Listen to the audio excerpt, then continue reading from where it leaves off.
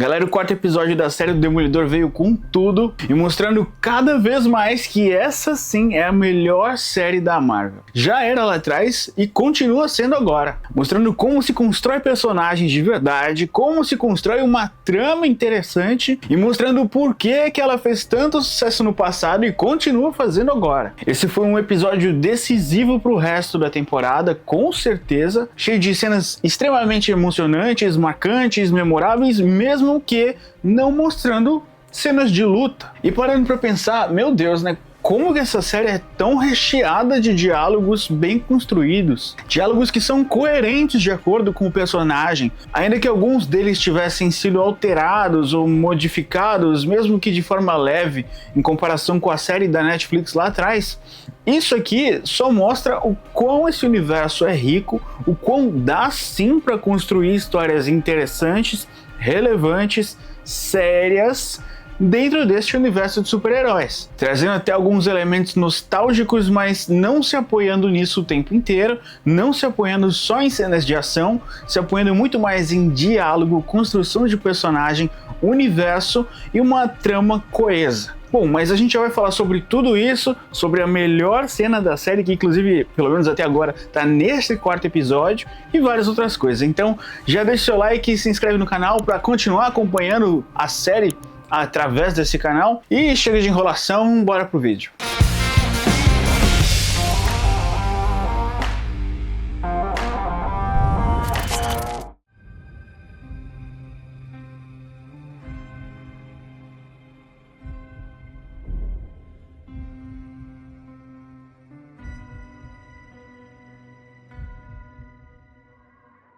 É difícil escolher uma coisa só para falar assim, para começar o vídeo, mas acho que eu vou começar falando sobre o Wilson Fisk, o rei do crime, o prefeito de Nova York. Esse quarto episódio serviu para mostrar pra gente que realmente existiam esqueletos no armário ainda escondidos, que esse trabalho, esse tão sonhado trabalho, aparentemente, que ele conquistou como prefeito de Nova York, é um pouco diferente do que ele imaginava, o que talvez não seja até tão coerente com o personagem, porque a gente já via o Wilson Fisk lá de trás como alguém calculista, frio, que planejava os próximos passos, que realmente sabia o que estava fazendo e para onde estava indo, só que aqui pelo menos a sensação que eu tenho é que ele virou prefeito de Nova York sem saber o que é ser prefeito. O que um prefeito faz? Não, eu quero fazer isso, vou fazer aquilo, aí chega lá, tem um monte de burocracia, mesmo que ele queira, ele não consegue passar por cima. Obviamente que em algum momento ele vai acabar passando por cima de toda aquela burocracia. Eu acredito até que algo maior ainda vai acontecer com alguns heróis, talvez, que vai impulsionar a criação da força-tarefa contra os vigilantes, mas ficou bem nítido já que ele não está satisfeito com os seus poderes na prefeitura. Ele não consegue andar para frente, pelo menos na direção que ele gostaria de ir. O que, obviamente, vai acabar fazendo com que ele utilize de outros artifícios que somente o poderoso rei do crime teria para conseguir concretizar tudo aquilo que ele espera, ou pelo menos abrir o caminho para poder se desenvolver como prefeito de Nova York, entregando tudo aquilo que prometeu e também crescendo como o rei do crime no submundo de Nova York. Nós acompanhamos também uma cena de mais uma terapia de casal. Wilson Fisk e Vanessa conversando, ali a Vanessa se abre e fala aqui o quanto a ausência do Wilson deixou ela machucada, o quanto aquilo marcou a vida dela de forma negativa e que aquele casinho que ela teve realmente foi só um caso justamente para preencher o vácuo, a lacuna que ele acabou deixando na vida dela. Mas a psicóloga até pergunta pro Wilson se ele teve algo a ver com o sumiço da vida daquele homem, da vida da Vanessa. Ele diz que não. Elas insistem na pergunta e ele revela que, na verdade, ele só teve um diálogo amistoso, entre aspas, sem nenhum tipo de ameaça nem nada, só reafirmou o amor dele pela Vanessa e que isso foi o suficiente pro cara evaporar da face da terra. Era uma mentira esfarrapada, assim, tava na cara que ele fez alguma coisa, ainda mais conhecendo o que esse personagem é capaz de fazer pela Vanessa. Isso também ficou meio óbvio pra psicóloga, que ao final daquela conversa entre os dois, pede para conversar a sós com a Vanessa e pergunta se ela se sente segura com o Wilson. A Vanessa meio que dá uma debochada da cara dela e fala: ah, queridinha, ele não faria nada comigo, ele é capaz de fazer coisas pesadas, mas comigo ele não faria nada. A gente sabe que isso é uma verdade, de fato ele não encostaria as mãos nela, mas com tudo que envolvesse ela, com certeza ele moveria céus e terra e faria o que fosse possível e impossível, inclusive aquilo que não é certo, e a gente sabe muito bem disso. Mas pro final do episódio, a gente vai acabar descobrindo o porquê daqueles machucados no punho, o porquê de talvez até como ele tem conseguido se manter tão em paz ultimamente, ou pelo menos aparentar estar tão em paz. Em que ou em quem ele tem descontado o estresse. O episódio também traz algumas discussões um pouco mais profundas, né, que fazem até uma relação mais próxima com o nosso universo, com nossa realidade. Falando sobre como o sistema, a justiça, é falha com muitas pessoas. E o quão Matt Murdock, o melhor advogado da Marvel, mesmo que se esforce para entregar o melhor trabalho possível para o seu cliente, ele não consegue passar por cima do sistema, como diria o Capitão Nascimento, e mesmo ele acreditando na justiça com todas as suas forças, ou talvez não, que a gente ainda vê nesse episódio, de fato não existe muito que ele possa fazer. Ou será que não? É até uma discussão legal para a gente ter, porque se a gente olhar para o nosso mundo, a gente vê o quão existem situações em que, de fato, parece que a justiça não adianta nada, ou que toda aquela burocracia não serve para ajudar quem mais precisa, ou quem mais vive marginalizado pela sociedade, quão é difícil para essas pessoas conquistarem ou chegarem a lugares que para muitos outros, por serem mais privilegiados, é mais fácil ou normal. A gente vê ali a história de um homem que na verdade ele estava sendo preso por ter roubado 2 caixas de pipoca, ou 3.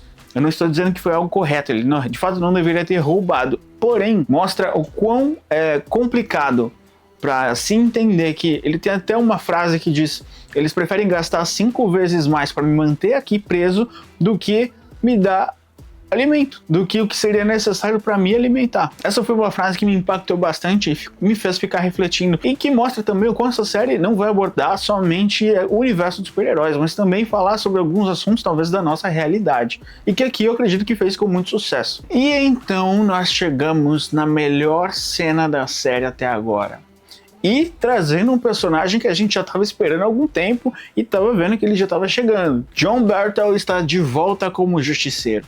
Na cena, Matt Murdock encontra o justiceiro Frank Castle e leva para ele a cápsula da bala do projétil que deu cabo da vida do nosso querido Hector Ayala, o Tigre Branco. Ele mostra a cápsula pro John e aí ele até dá aquela zoada, né? Ele fala: paga pau, cambada de paga pau. Tipo, esses caras, tipo, ficam tentando me copiar e só faz cagada.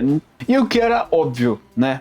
Eu falei pra vocês no vídeo que eu soltei antes dos últimos episódios, falando que, cara, aquele homem que apareceu com o colete do Justiceiro no final do 3º episódio, obviamente não era o Justiceiro, e sim policiais mascarados, policiais de um grupo que é extremista e resolve fazer justiça com as próprias mãos, sem ligar para as consequências. Só que essa cena aqui, ela não é importante só porque a gente descobre que ele não tem nada a ver com isso, mas também porque na conversa entre Matt e Frank Castle, a gente vê que a casca, a armadura do Demolidor começa a se rachar, começa a se abrir, e dali de dentro começa a vazar todo aquele sentimento, toda aquela dor que ele reprimiu por meses por conta da morte do Fogg e por conta da linha que ele acabou ultrapassando e que ele não gostaria de voltar a ultrapassá-la. Porém, ela tem uma conversa bastante emocionada, o Matt ele acaba até chorando, e eu confesso que até eu chorei nessa cena, porque a gente vê de fato a dor do personagem, a dor de ambos os personagens, porque enquanto um tá falando da injustiça que o amigo sofreu, o outro também tá falando da injustiça que a família sofreu e que ambos não conseguiram salvá-los, e que hoje carregam a sina, o peso, o fardo de trazer justiça para aqueles que não podem se defender, assim como aqueles que eles amavam não puderam se defender e eles não puderam ajudar. Matt Murdock, por mais que acredite, trocadilho, cegamente na justiça, deixa muito claro que talvez nem ele acredite de fato 100% na justiça que ele tanto defende, no sistema que ele tanto defende. Após essa conversa de ânimos exaltados e muita emoção, Matt vai para casa, encontra sua namorada. A série vai intercalando entre cenas de dois personagens. Matt acorda no meio da madrugada e vai até o lugar onde o equipamento do Demolidor está guardado. Ao mesmo tempo em que vemos Wilson Fisk caminhando por um salão, sentando em uma mesa onde o seu prato está posto, e escutamos gritos e a voz de um homem desesperado pedindo para ser liberto. Enquanto vemos uma cena em que Matt começa a entender novamente o porquê ele se tornou um vigilante, o porquê ele se tornou o Demolidor, o homem sem medo, nós acompanhamos também a cena em que revela que Wilson Fisk continua não sendo flor que se cheira e mantém em cativeiro o homem que Vanessa estava interessada enquanto ele estava ausente. E olha, com certeza esse cara ainda tem muita coisa escondida e muita coisa ruim pra fazer. Eu não acho que esse cara vai acabar saindo dali, pelo menos não vivo. E antes de falar da chegada oficial de um dos vilões mais aguardados da série, eu quero chamar a atenção de vocês para uma cena lá do começo do episódio, que é quando o Demolidor vai retirar os pertences de Hector Ayala. E ali tem a máscara, tem o uniforme e tem também o colar. Logo que ele sai da sala e está conversando com um legista, chega a sobrinha do Tigre Branco. E ali ela fala que de fato ela sabia quem tinha feito aquilo com o tio dela e que era óbvio que tinha acontecido.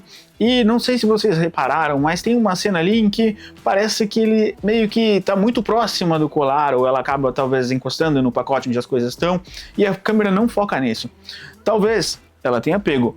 Pode ser que não, provavelmente não, mas essa proximidade com o uniforme, com o colar, já dão pistas de quais os planos da Marvel para essa personagem e que eu posso apostar com 80% de certeza de que ela será a próxima Tigre Branco.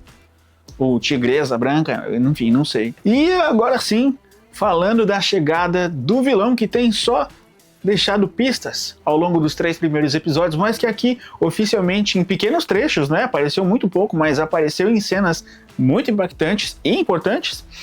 Vemos a chegada do Mills, o vilão que deixou algumas pinturas pela cidade. A gente já sabia, tinha a assinatura dele ali, aliás. Ele chegou a aparecer sem a sua máscara ali para tentar ter uma consulta com a psicóloga / namorada de Matt Murdock, mas não conseguiu. E aqui a gente vê na primeira cena ele carregando alguém pelos trilhos do metrô até chegar em um túnel abandonado, onde ele tem o seu esconderijo, o seu covil.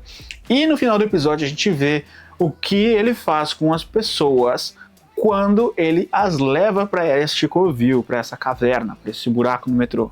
E o episódio termina com essa cena. Cara, para eu fazer esse vídeo para vocês, eu assisti esse episódio 3 vezes, praticamente. O tanto que eu gostei desse episódio. E olha, eu espero do fundo do meu coração que este não seja o melhor episódio, porque se for, pelo menos pelo que a gente tem visto, ainda tem muita coisa boa, ou se for muito bem trabalhada como tem sido até agora, só vai escalar. O que já é a melhor série feita pela Marvel até o momento tem o potencial de se tornar a melhor série da Marvel de todos os tempos. Ou pelo menos a melhor série de um personagem. Lá na Netflix já era, agora está se provando, mesmo que com algumas alterações, a melhor coisa que a Marvel já fez, pelo menos para televisão. A chegada do vilão Mills para a trama vai acrescentar, eu acredito, que um ar muito mais pesado, mais gore, mais violento, até porque a gente sabe como ele faz aquelas pinturas, o que talvez justifique ainda mais a classificação indicativa dessa série, que é de 18 anos e tá no Disney Plus. Eu não consigo acreditar, mas eu tô gostando demais. E se você tá gostando também, eu quero que você me conta aqui o que você achou desse episódio, o que você achou do encontro do Justiceiro com Matt Murdock. Será que Frank Castle ainda vai dar as caras aí em mais episódios nessa série?